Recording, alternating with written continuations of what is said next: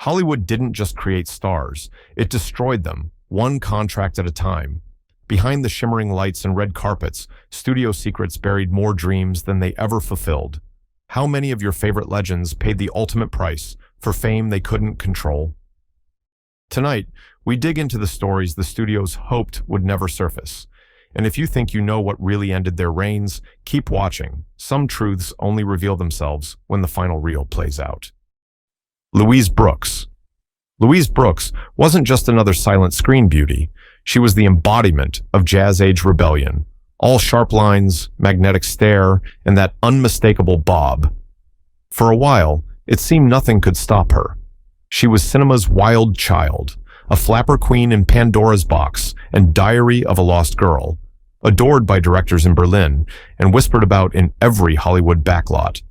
But the magic on screen hid a war behind the scenes. Unlike her peers, Brooks refused to play by the rules. When Paramount told her to accept roles she found dull, she walked away. When studio heads demanded submission, she laughed in their faces. The Hollywood system, with its iron contracts and secret blacklists, didn't take kindly to rebellion, especially from a woman who wouldn't bend. Brooks's independent spirit became her undoing. Studios labeled her difficult, and that one word, always delivered in hushed meetings, was all it took to end a career. Doors slammed shut, scripts dried up, friends turned to strangers overnight. Brooks didn't just lose her contracts, she lost her access to the Dream Factory entirely. The punishment was harsh and deliberate. Studio bosses didn't just want her gone, they wanted her forgotten. For years, Brooks struggled to make ends meet, eventually working as a salesgirl and even writing for pennies. Hollywood never forgave her for daring to demand creative control. Yet, through it all, her legend only grew. Today, film historians see Louise Brooks not as a cautionary tale, but as a pioneer, one of the first to challenge the system and pay the price. In her own words, "There is no other occupation in the world that so closely resembles enslavement as the career of a film star." For Louise Brooks, telling the truth meant exile, but she would rather have been forgotten than controlled. Judy Garland. There's no story in Hollywood quite as heartbreaking as Judy Garland's. She arrived at MGM as a teenager, her voice so pure that even cynical executives wept the first time she sang. But what looked like a fairy tale from the outside was, in reality, a carefully constructed nightmare. From her earliest days on the lot, studio doctors put Judy on a regimen of pep pills and sleeping tablets, amphetamine for energy, barbiturates for rest. The point wasn't health or happiness, it was profit. Executives demanded she lose weight and stay chipper, no matter the cost. So, her days were a blur of film shoots, forced diets, and prescription drugs. Her mother and studio handlers watched her every move, keeping her under near-constant surveillance. The damage was devastating. Garland quickly became dependent on the pills that were supposed to help her.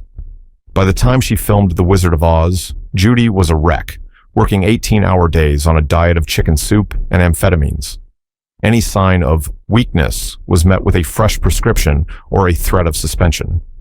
No wonder she would later call the studio bosses the biggest, most ruthless gangsters in the world. As she got older, the cycle only deepened. Anxiety, exhaustion, and suicide attempts. The studio's relentless pursuit of box office gold destroyed her health and nearly killed her spirit. But Garland's tragedy didn't end with her time at MGM. The addiction followed her for the rest of her life, leading to multiple hospitalizations and ultimately an accidental overdose at just 47. Judy Garland's story is more than just a Hollywood cautionary tale.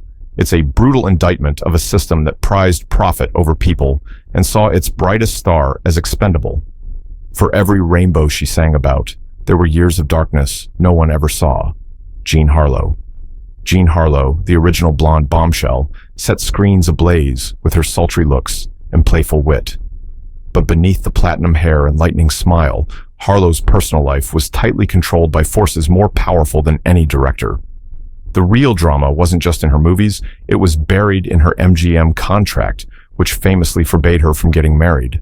To the public, she was the fantasy every man wanted.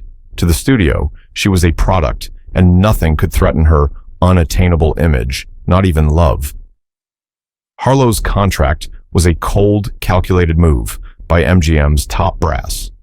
They believed her sex appeal would evaporate if audiences knew she was committed to another man.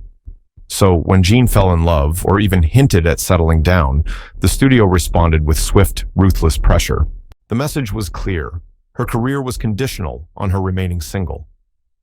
Behind closed doors, Harlow chafed at the restrictions. Friends recalled her heartbreak, the way her eyes lost their spark each time a romance was crushed by studio orders. Her dating life was often a PR invention, filled with studio-approved men for carefully staged photo ops. The reality? She was as much a prisoner of image as she was a star of the screen. When Harlow died, tragically young, at just 26, the official story was kidney failure. But the unofficial story, whispered on the backlots, was that MGM's obsession with controlling her every move stole much more than her freedom. It robbed her of genuine happiness. She remains the blueprint for a kind of stardom that demanded everything and gave almost nothing in return. Even in death, Harlow was marketed as the forever single goddess, her real heartbreak sealed in studio files, never meant for public eyes. Joan Crawford. Joan Crawford wasn't just a movie star, she was a manufactured legend. From her roaring 20s debut through her reign in the 40s, Crawford's name was synonymous with ambition, glamour, and relentless reinvention. But the image she sold to the world was studio construction, every bit of it, from her icy stare to her carefully orchestrated family life, shaped for maximum box office appeal. Crawford's most private choices were dictated by publicity men who understood that selling a myth was better business than selling the truth. Her marriages, famously turbulent and numerous, were studio-sanctioned events. Executives plotted the timing of announcements, leaked engagement stories, and even chose which partners best fit the image they wanted for her. Adopting children, too, wasn't just a personal decision, it was a calculated PR move to soften her persona, make her relatable, and ensure magazine covers for years.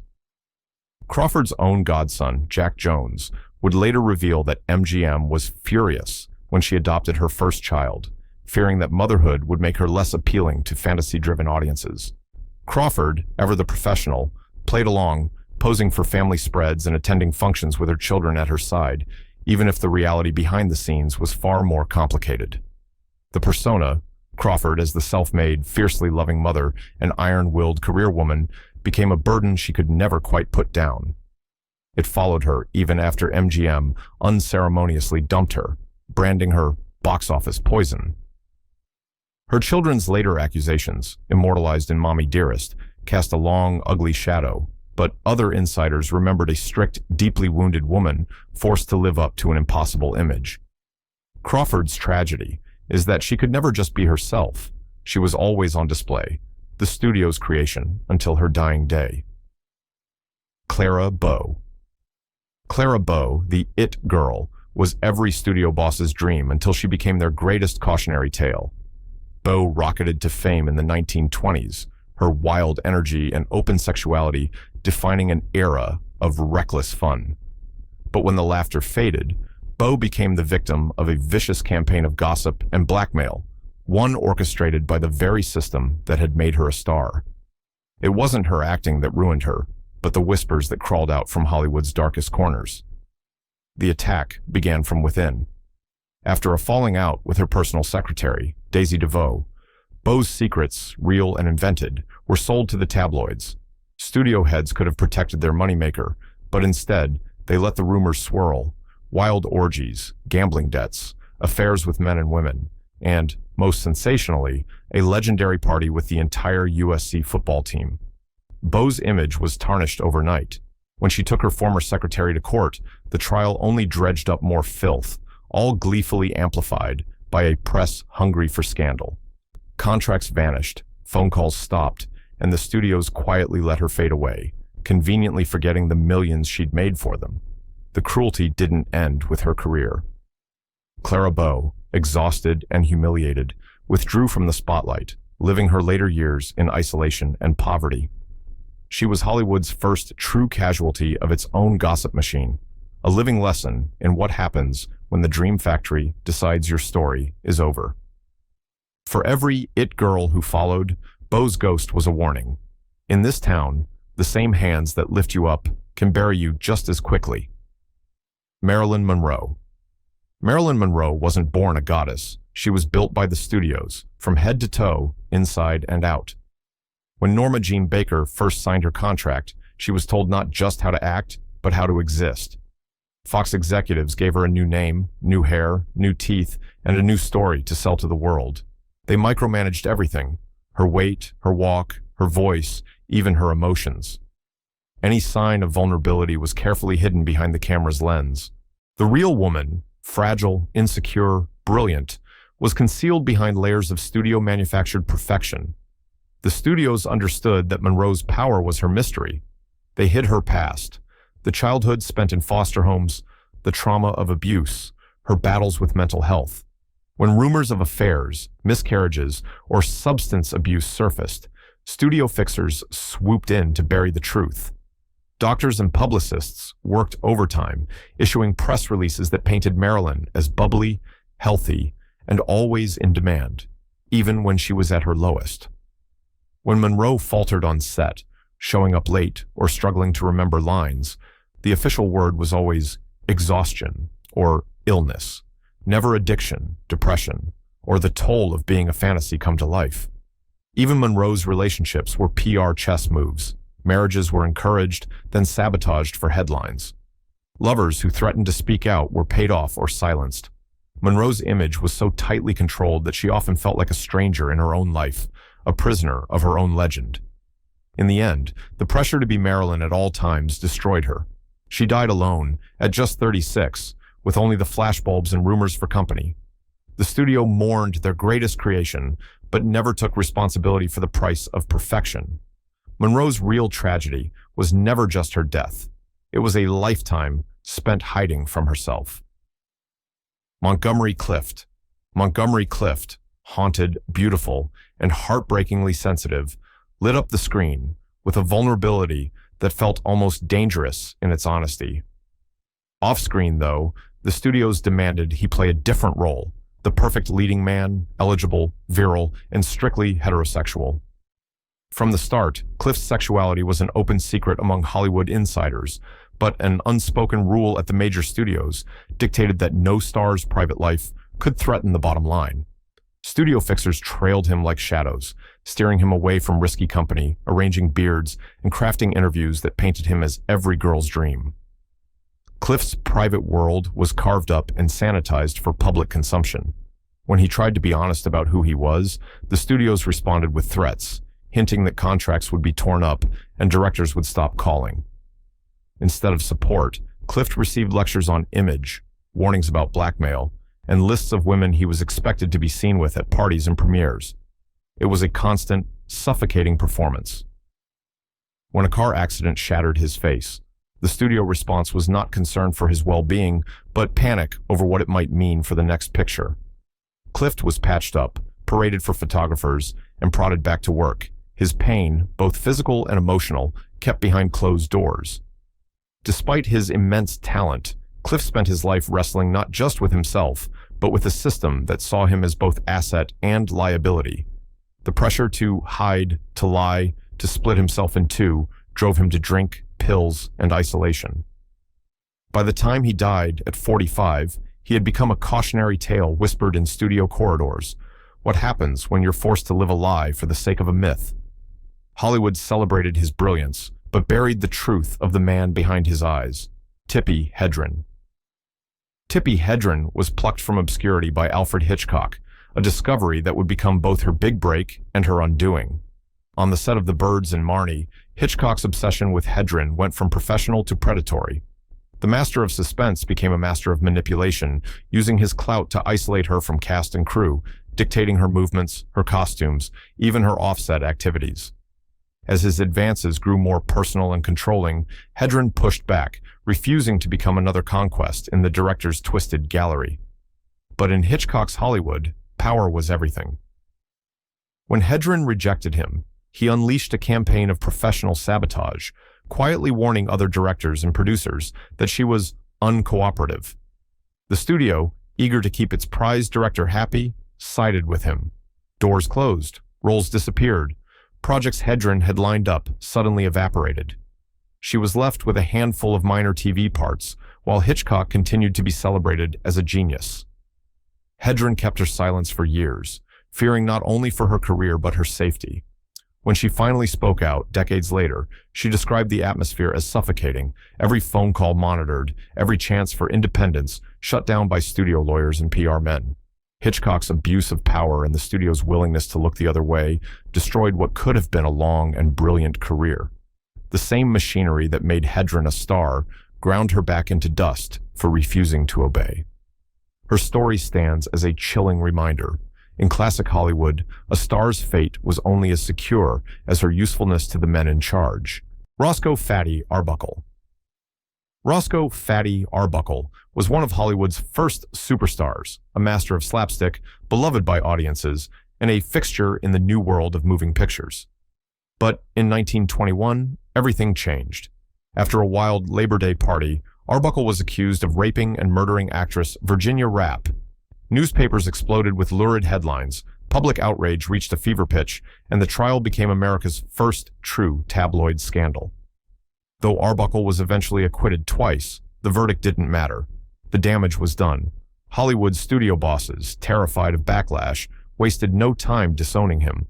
Contracts were shredded. Films were yanked from theaters. His name was quietly scrubbed from credits, and actors once desperate to be seen at his parties stopped returning his calls. The studios had created Fatty Arbuckle, but now, to save themselves, they erased him. Arbuckle's attempts at a comeback were met with locked doors and whispered warnings. Even when he tried to direct under a pseudonym, studio bosses made sure his career could never fully recover. Behind the scenes, many knew the truth. Arbuckle was a casualty of a system that thrived on spectacle, but had no loyalty when the wind shifted. He died young, his reputation ruined, another reminder that in Hollywood, innocence was no shield if the studios decided you were bad for business. Arbuckle's fall wasn't just about scandal, it was about how quickly the hands that build stars can push them off a cliff. In the end, his story became a silent warning. In the studio system, you're only as valuable as your box office, and your redemption is never guaranteed. Vivien Lee. Vivien Lee was dazzling, a vision of English poise who conquered both Hollywood and Broadway, immortalized as Scarlett O'Hara and Blanche Dubois. But the reality behind Lee's glowing image was heartbreakingly fragile. Studios prized her ethereal beauty and volatile charisma, but when rumors of her mental instability began to surface, their concern was never compassion, it was control. From her first struggles with severe mood swings and depression, studio fixers stepped in to manage the message. Press releases described her nervous exhaustion or ill health, but never the truth. Lee was battling undiagnosed bipolar disorder, a condition as misunderstood as it was dangerous in the spotlight of Golden Age Hollywood. Instead of protecting her, studios used her suffering as leverage.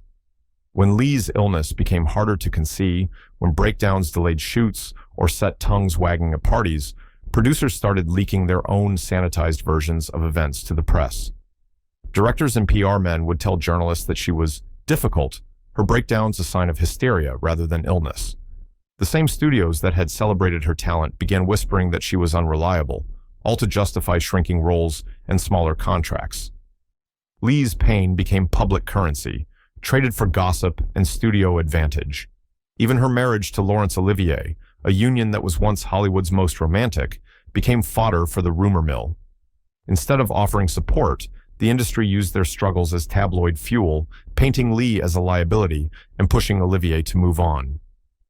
By the time Lee died at 53, her legend had become inseparable from her suffering, her brilliance forever shadowed by a system that exploited her vulnerabilities for headlines and self-protection.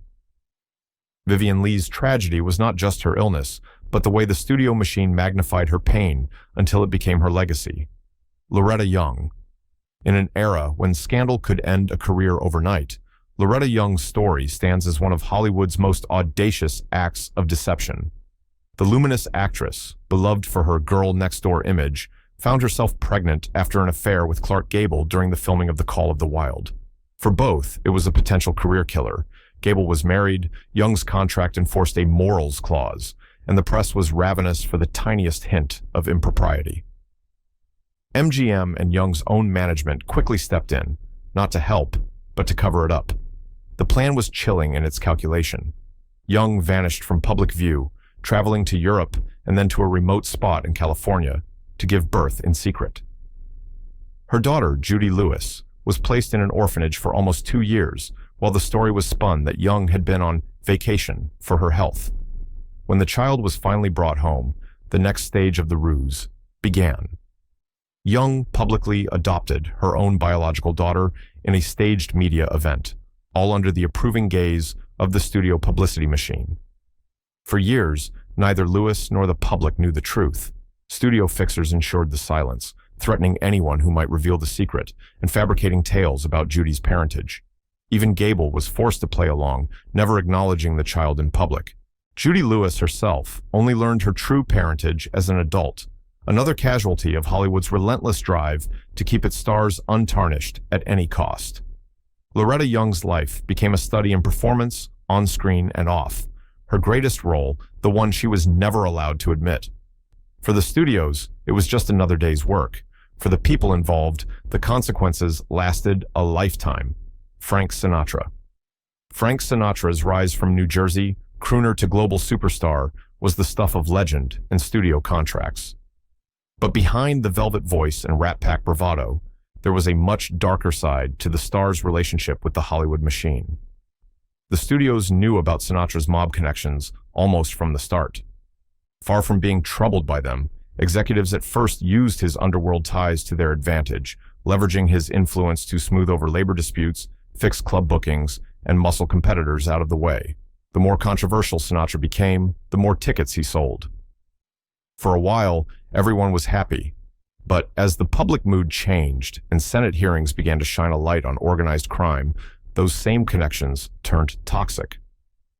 Studios that once winked at his mob friendships began to distance themselves, feeding stories to gossip columnists and FBI agents alike. Movie roles dried up, and contracts were quietly renegotiated to include morals clauses meant to trap Sinatra if he put a foot wrong. When his son was kidnapped, rumors flew that it was mob retaliation, and even when the facts didn't fit, the suspicion was enough for the studios to hedge their bets. Sinatra's life became a balancing act, courting public affection while dodging whispers and official investigations.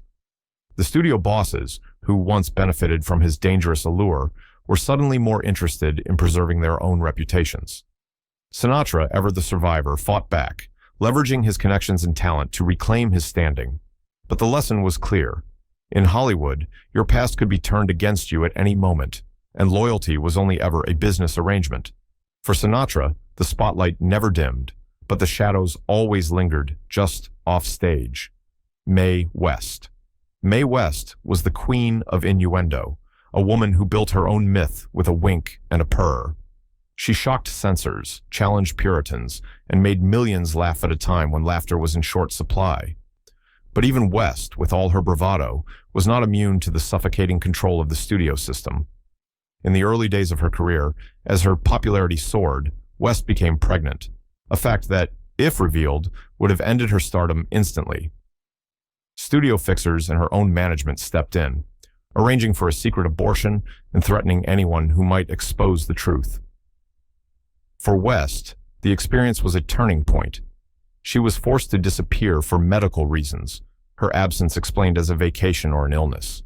Gossip columnists were paid off, records destroyed, and every trace of her pregnancy wiped from public view. The same studios that celebrated her as a symbol of liberated sexuality enforced the harshest possible double standard. Sex on screen was fine, but real-life consequences were forbidden. West herself, always the consummate performer, never spoke publicly about the incident, burying her pain beneath her famous wisecracks and shimmering confidence. The secret shadowed her for the rest of her life. Studio contracts became even stricter, her public image ever more carefully monitored. West's bold persona became a shield and a prison crafted by Hollywood's unseen enforcers. For all her trailblazing, she learned the hard way that in the golden age, the most important stories were the ones never told. Mae West survived by mastering the art of the cover-up, but the cost was a private heartbreak. She was never allowed to grieve in the open. Tony Richardson. Tony Richardson was already a celebrated director and Oscar winner, known for pushing boundaries on and off the screen, when Hollywood's rumor mill sharpened its knives. But the scandal that would tarnish his legacy wasn't sparked by box office numbers or artistic disputes. It began with a party, a notorious demonstration, thrown at his request by Linda Lovelace, star of the infamous Deep Throat. Hollywood was no stranger to wild parties, but Richardson's event, arranged through a notorious insider, became legend for its sexual spectacle and guest list. In a town where secrets were currency, this was gold. The studio bosses, always looking for leverage, quickly weaponized the story. Instead of shielding their director, they quietly fed salacious details to select gossip columnists and business rivals. The whispers grew into tabloid headlines, painting Richardson as not just eccentric, but dangerous, someone whose appetites might invite scrutiny or scandal at the worst possible time. Projects he'd been promised were put on hold. Backers vanished, and even old friends hesitated to take his calls. The more Richardson tried to explain or ignore the stories, the more they stuck.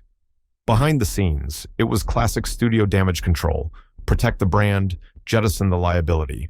Richardson's creative daring, once celebrated, was now rebranded as recklessness. He found himself nudged out of A-list projects, forced to take work in Europe or on the fringes of the industry he'd once helped shape. The studio's betrayal was complete and nearly invisible. No blacklists, just a steady drip of missed opportunities and closed doors.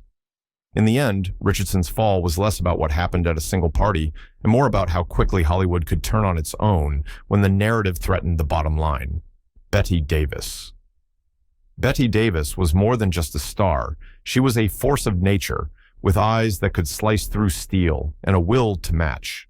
But even her formidable talent was no match for the iron grip of Warner Brothers Studios. Davis's long war with Jack Warner became the stuff of industry legend. Trapped in a contract that demanded endless output, but offered little artistic freedom, Davis fought not just for better roles, but for the right to control her own destiny. She was loaned out to other studios, assigned parts she despised, and punished for every act of defiance. Warner Brothers executives didn't just refuse her requests, they made examples of her. When she tried to break her contract and seek better opportunities in England, the studio responded with lawsuits and a media campaign designed to paint her as ungrateful and unreasonable. Inside Hollywood, the message was clear. No one, not even Bette Davis, could cross the studio and win. Behind every glamorous premiere was a battle of wills, with Davis pushing for scripts worthy of her talent, and Warner demanding she churn out whatever was most profitable. The war wore Davis down. She was isolated from friends, denied choice roles, and publicly chastised for temperament. Yet, every time the studio thought it had broken her, Davis returned stronger, delivering performances that still define the era. Her struggles forced cracks in the studio system, paving the way for others to fight for creative freedom. But the scars remained: contracts, exhaustion, and the bitter knowledge that, for all her fame, she was still, in the end, an employee expected to obey. Bette Davis survived, but not without a cost: Howard Hughes. Howard Hughes was a genius, a madman, and, for a time, Hollywood's most enigmatic mogul. His passion for aviation was matched only by his ambition in film, where he produced blockbusters and courted the era's most beautiful stars. But as his mental health deteriorated, the same studio system that once shielded him now became complicit in his unraveling. Hughes's obsessions, germophobia, secrecy, hoarding, were first indulged, then hidden, and finally sold to the highest bidder once he ceased to be profitable. In his prime, studios tolerated Hughes's eccentricities. Entire production schedules were shifted to accommodate his whims, and anyone who objected was quietly replaced. Employees were forced to use tissues to handle objects, walk on tiptoe, and avoid contaminating his environment. As Hughes retreated further into isolation, spending months in darkened rooms, lining up jars of urine, refusing to see anyone, the studios ensured the press reported only his genius, never his decline. His power made him untouchable, but it also made him a prisoner of his own myth. When the money slowed and Hughes became less useful, the same studios that had shielded him began leaking stories to tabloids and biographers. His bizarre habits became punchlines. His legacy was reduced to gossip about nails and Kleenex. The fall was merciless. Hollywood had made Hughes, and now it devoured him, using his pain for headlines. In the end, Hughes's story wasn't just about a brilliant man's descent.